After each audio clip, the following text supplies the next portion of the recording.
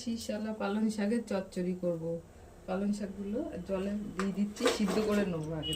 মধ্যে আছে সিম, বেগুন, আলু, ওলকপি, সিদ্ধ করে নেবো। লবণ দিলাম, হলুদ দিলাম, চিনি দিলাম, এগুলো দিয়ে দেবো, দিয়ে দিলাম করে সিদ্ধ করে। এগুলো সিদ্ধ করা হয়ে গেছে, নামিয়ে নিলাম কড়াইয়ে।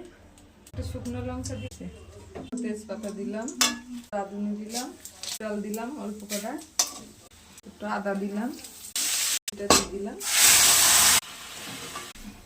তারপরে নামিয়ে নেব।